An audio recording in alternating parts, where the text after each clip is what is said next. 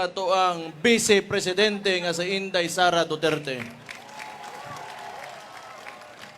Na members of the diplomatic corps, naa si Senator Bongo, padung pa siguro, Vice Mayor Rigo Duterte, Congressman Omar Duterte, Kong Isidro Ungab, Congressman Leandro Libiste, Congressman Kiko Barzaga, Vice Mayor Harold Respicio, Attorney Vic Rodriguez, Attorney Rowena Guanzon, Ronald Cardema, Attorney Ferdinand Topacio, Mayor Jornas Cortez, city government officials, other distinguished guests, o sa tanan ninyo mga dabawin yung gwapa o gwapo, ning tuo pod mo. Ako, unas tanan magpasalamat ko sa security cluster nato. Tanang mga taga-gobyerno, karong bulana nga nagtrabaho para maplastar ang tanan dabawin nyo. PSSO, atong police, atong sundalo, atong fire, tanan. Huwag na ako'y nalimten, TF Davao, salamat kaayo. Gikan sa kong kasing-kasing, salamat kaayo sa inyong pagbantay sa mga dabawin nyo.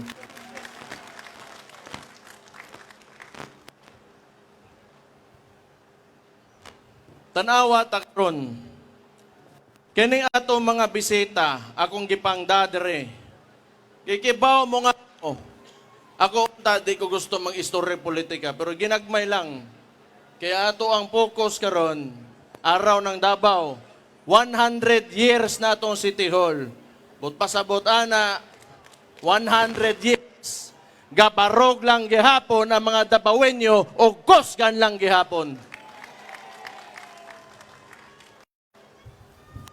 Dagantag giagian ang ato ang local hero nga si former President Roa Rodrigo Duterte ilang gihilabtan karon unsay nahitubo sa toa.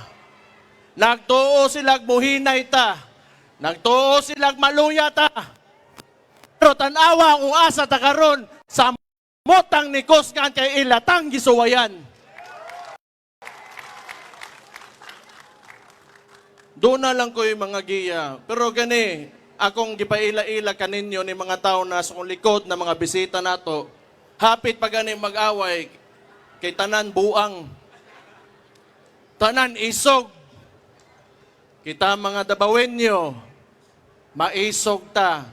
Pag kita gani, itulak sa corner, imong ipiton, wa tay laeng imoon, di man tahilabtanon. Pero kung inyo may suwayan, makatilog yun mong sokol sa inyong kinabuhi nga wa pa ninyo makit sukad-sukad sa inyong nataw mo.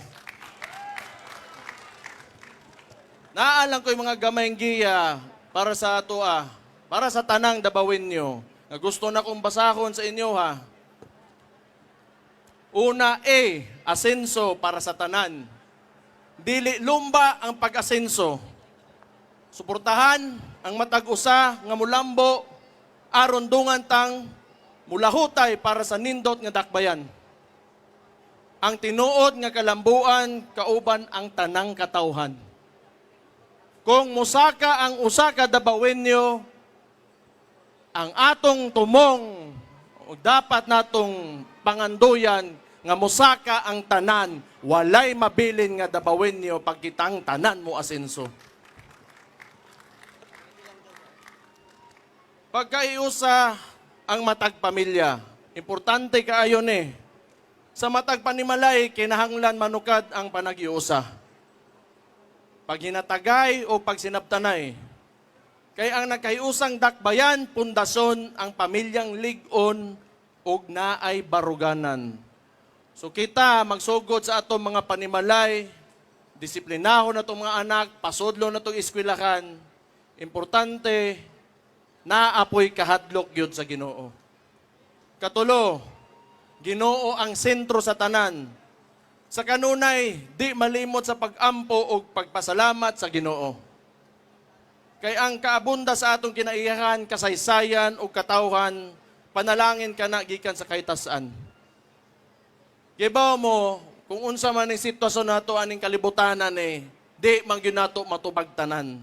Mao na ang uban diha salig lang sa Ginoo, ibili na nato sa iya ka, basta kitang tanan himo lang og kaayuhan sa matag usa.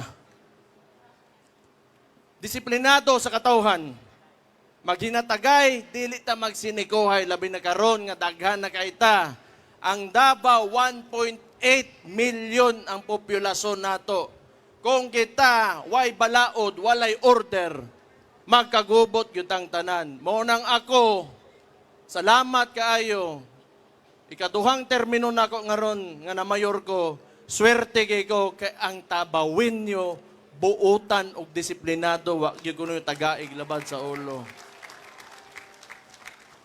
Naaray ubang badlongon diha, pero sultihan ta mo pagbag-o na mo kay ang bangag ninyo nga presidente munaog na putrages ninyo. So natay mga balaod, mga ordinansa, parehaan ng liquor ban, smoking ban, firecracker ban, speed limit, curfew, uguban pa, tumana lang ninyo. Kay dili man na pang-ipit sa inyo kundi para maplastar tang tanan aron hapsay ta harmonious ato mga kinabuhi og diha ta nailhan sa tibuok Pilipinas kay kita nakapanaog og nakapaimplementar og ingana nga balaod sa usa ka dakbayan og kitay pinakauna. Kay ang panggobyerno, dili lang kami nga nasa gobyerno, di lang ang administrasyon nato, di lang ang mga konsehal, ang mayor, ang vice mayor, ang congressman. This is a collective effort of all Davaoenos. Kung dili, walay active participation from you, why mahitabo sa tuwa. Muna, again, magpasalamat ko sa inyong salig sa atong lokal nga gobyerno. Thank you kaayo. Salamat, anak. Doon na pa, wala ko na human. Sige lang, kaya hapit ng paniod to. Gutom na po ko. Hapit na Ang mga kabatanunan kinanglan edukado. So walay maglaroy-laroy. CSWDO, salamat po kuhanin nila, bantayan nila itong mga bata. Way maglaroy-laroy nga bata sa dalan, oras sa ting eskwela. Kinanglan edukado, og baton og gugma sa dakbayan. Ato silang giyahan nga malayo sa bisyo o kadautan. Ang responsableng kabatanunan maoy magdala sa atong syudad sa mas dakong kadaugan kay ngano wa may laing mopuli nato kundi atong mga anak ug mga apo. Mao nang padak-o nato sila ug giyahan nato sila taman sa tungkaya ug taman sa tungkayang ihatag nga gugma nila. Padak-on ninyo nga butan og disiplinado. Kay pohon sila mo puli, ang katong mga problema, mga sulbad na to karon, bag-o na ilang problemahon, kay kitay mo sulbad ana karon, tagaan na to sila nindot nga kaugmaon. Balaod nga patas sa tanan. Tanan patas sa mata sa balaod. Mao gyud ni akong balikon sa inyo tanan diri sa dakbayan nato. Walay dato, walay pobre, walay bayot, walay tomboy, walay laki, walay babay, walay tiguwang, walay bata. Basta kita tanan, pag musulti ang balaod, patas ta. Walay pilion ang balaod dire, kung walay pribilehiyo dire pag-abot sa balaod. Aron kitang tanan patas. Mas lami ang kinabuhi kung kita ay to ay lang ta magkuhan.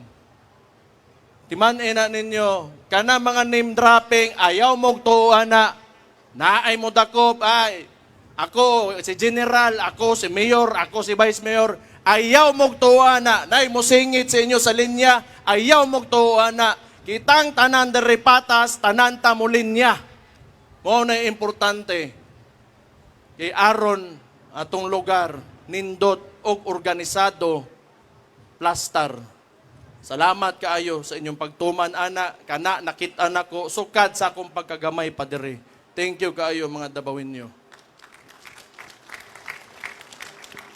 Hapit na gyud. Kabalo kong napas mo na mo. Ang droga o krimen atong kalaban. Padayon natong pakgangon ang illegal nga droga o kriminalidad. Hinumdume ang culture of security. Importante nga na karon. Kaya doon na tayo administrasyon nga ginapasagdan, mobalik na pod ang mga ingon-ani, mga butang, pareha ng mga NPA sa ato mga kabukiran, nga magsinamok na pod sa mga kinabuhi sa mga tao. Muna yung kalimting, nga naatay culture of security, kay bisag unsa pa ng pangsamok ang ilang buhaton, di ta nila magkaya kung magkahiusa ta og nakasabota sa tuntumong, nga naatay kultura nga ingonani. Maura to.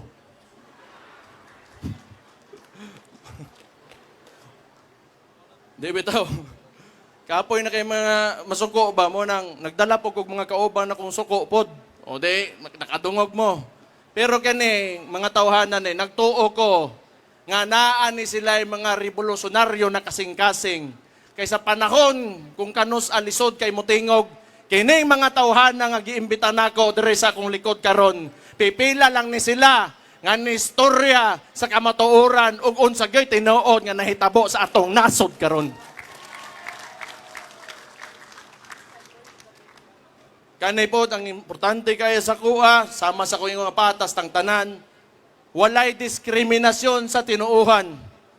Atong ginarespeto ang tanang relihiyon, tribo. Oy, ang mga deputy mayors din, nakalimot ko ninyo. Huwag ito mga gwapa na mga tindaog din, mga mutya, ha? Gwapa kayo mo.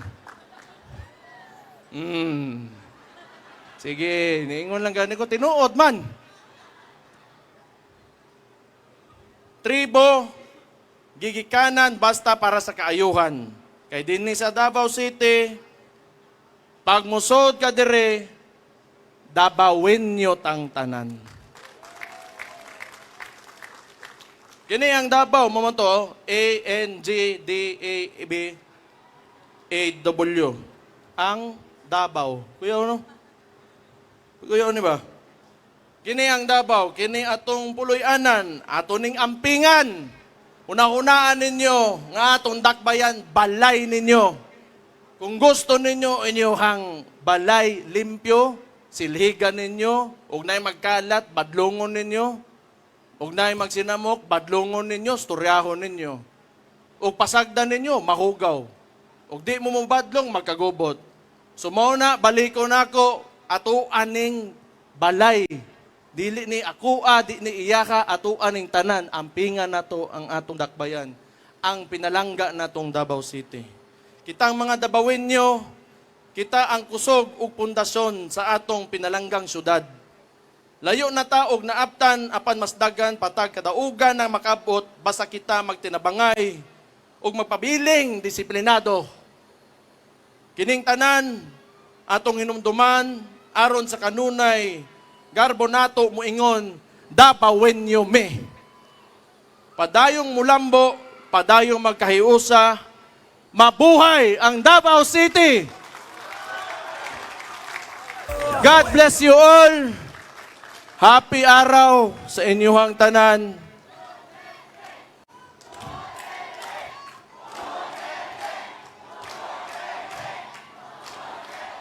Napatay ko ingnon. Akong pilion nga presidente karon 2028 si